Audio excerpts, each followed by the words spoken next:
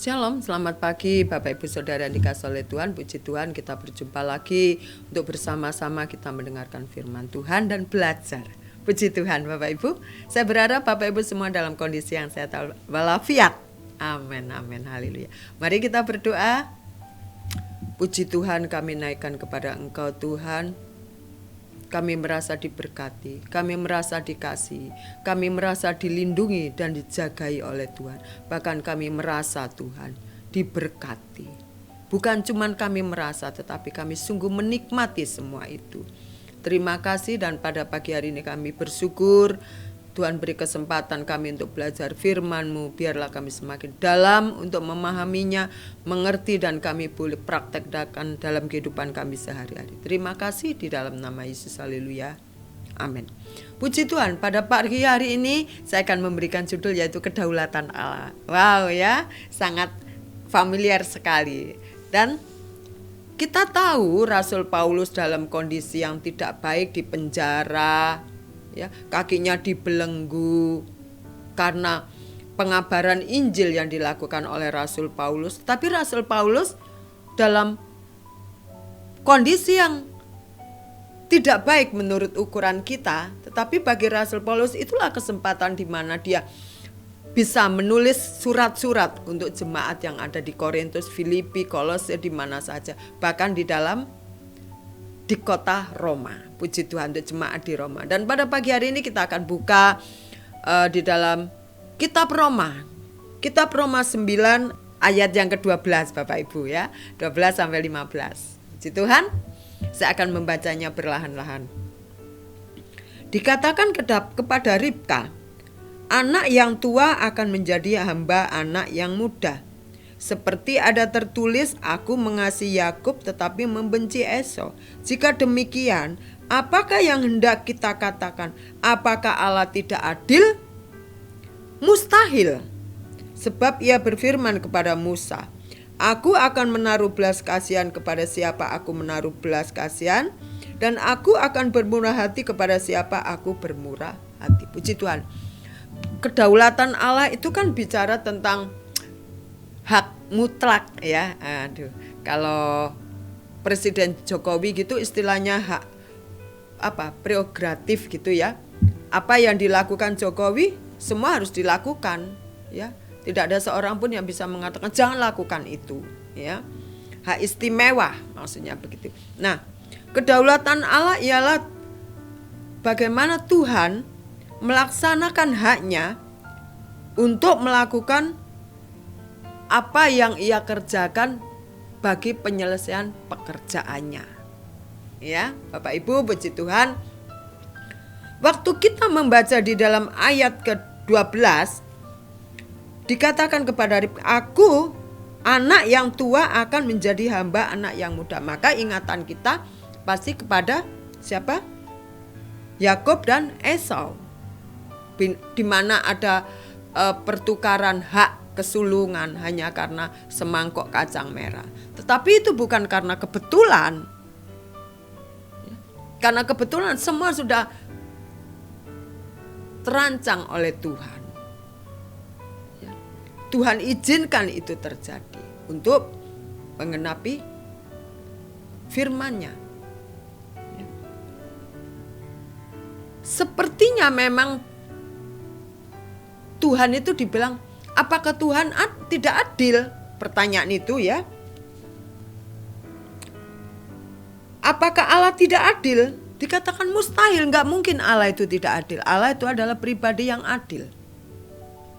Tetapi kenyataannya kenapa yang sulung menjadi hambanya si bungsu? Yakub menjadi hambanya, Yakub menjadi tuannya Esau karena semangkok kacang merah. Aku mengasihi Yakub dan membenci Esau. Sepintas kita akan berpikir, wah, Tuhan ini pilih kasih ya, Tuhan ini gak fair, Tuhan ini gak adil. Iyalah, cincalah kalau aku mengatakan begitu.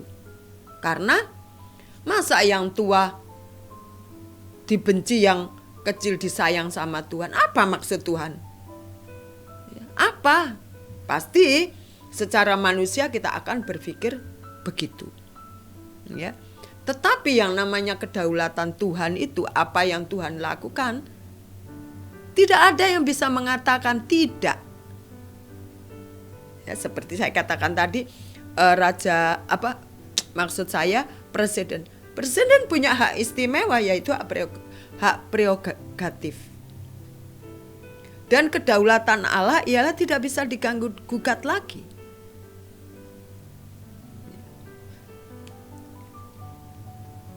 Aku mengasihi Yakub tetapi membenci Esau. Bukan tidak ada alasan juga. Kita kembali ingatan kita kepada kejadian bagaimana si Esau ini hanya karena semangkok kacang merah menukarkan hak kesulungannya.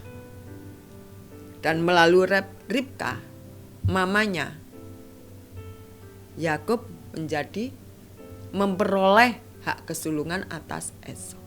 Bapak Ibu Saudara yang dikasihi oleh Tuhan, mungkin dalam perjalanan hidup kita melewati masa-masa susah, melewati masa-masa sukar, melewati masa-masa terjepit, melewati masa-masa yang mungkin terpuruk. Dan kita melihat orang yang setia hidupnya kok begitu saja, sementara orang yang kurang setia hidupnya mewah, atau orang yang di luar sana tidak kekurangan sandang pangan lan papan. Atau kita juga bisa melihat kenapa di jalanan itu ada orang yang hidupnya susah, terlantar, miskin. Sementara di sana aku lihat mereka punya rumah mewah, anaknya 2, tetapi mobilnya bisa 6. Kenapa? Siapa yang salah? Apakah Tuhan tidak melihat ini? Kesusahan orang yang minus? Apakah Tuhan membiarkan hari ini terjadi? Tentu tidak. Tentu tidak, Bapak Ibu. Ya. Pada pagi hari ini kita tetap percaya bahwa Tuhan itu adalah pribadi yang adil dalam setiap kehidupan kita. Tapi kita sendiri, pola kita ini yang menyikapi masalah, yang menyikapi sesuatu hal itu, kita memakai akal kita, logika kita. Tetapi untuk percaya kepada pekerjaan Tuhan, untuk percaya kepada kebesaran Tuhan, dibutuhkan iman. Percaya kepada janjinya, percaya kepada firman-Nya, bukan kepada logika kita. Bapak Ibu Saudara yang dikasihi oleh Tuhan, mungkin kalau kita menghitung apa yang sudah Tuhan kerjakan dalam kehidupan kita, apa yang sudah Tuhan lakukan buat pertolongannya, buat berkatnya, kita tidak akan pernah bisa mampu menghitungnya. Seperti saya pernah nyanyikan, hitung berkatmu satu-satu, hitung semua janganlah lupa. Tidak akan bisa kita menghitung pertolongannya, kebaikannya, kasih sayangnya, pengampunannya, berkatnya, semua dicurahkan kepada kita. Amin Bapak Ibu. Tidak ada yang tidak adil bagi Tuhan. Pada pagi hari ini yang kita pelajari adalah Tuhan punya kedaulatan penuh atas apa yang Ia kerjakan dalam kehidupan kita. Dan semuanya itu Tuhan juga punya rencana yang terbaik bagi kita semua. Kita buka di dalam Roma 8 ayat 28. Bunyinya demikian, Bapak Ibu. Kita tahu sekarang bahwa Allah turut bekerja dalam segala sesuatu untuk mendatangkan kebaikan bagi mereka yang mengasihi Dia. Ya, yaitu bagi mereka yang terpanggil sesuai dengan rencana Allah. Ya. Tuhan turut bekerja dalam segala perkara bagi orang yang mengasihi Dia. Saya percaya Bapak Ibu Saudara sekalian dengan saya adalah orang-orang yang mengasihi Tuhan, orang-orang yang mencintai Tuhan. Dan kita percaya apa yang sudah Tuhan lakukan terhadap Bapak Ibu Saudara sekalian juga saya bukan tidak adil. Amin. Bukan tidak kebetulan. Semua Tuhan nyatakan dalam kehidupan kita atas seizin Tuhan. Dan kita pasti bisa, kita pasti kuat, kita pasti menang karena kita melakukannya bersama dengan Tuhan. Puji Tuhan Bapak Ibu. Semoga pada pagi hari ini kembali kita tidak pernah menganggap apa yang dilakukan Tuhan terhadap kita itu salah. Atau apa yang terjadi dalam kehidupan kita karena Tuhan melakukannya tidak pernah adil. Semoga kita tidak pernah itu terucap dalam mulut kita. Tetapi kita mengatakan semua baik, apa yang dilakukan Tuhan baik. Amin. Baik, tidak ada yang tidak baik.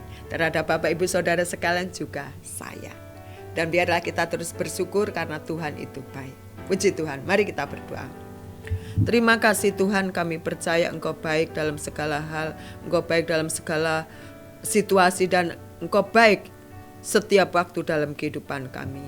Ampuni kami jikalau kami terkadang salah untuk menanggapi, untuk menyikapi hal-hal yang kami jalani, hal-hal yang terjadi dalam kehidupan kami itu tidak baik. Dan Tuhan, kami percaya Engkau Allah Maha Pengampun, Engkau akan memberikan pengampunan dan Engkau meluruskan kembali pola pikir kami sesuai dengan firman-Mu. Terima kasih. Inilah ucapan syukur kami pada pagi hari ini dan kami serahkan hidup kami sepenuhnya ke dalam tangan Tuhan yang penuh kuasa. Di dalam nama Tuhan Yesus, haleluya. Amin. Selamat pagi, selamat beraktivitas. Allah itu baik. Amin Bapak Ibu. Puji Tuhan.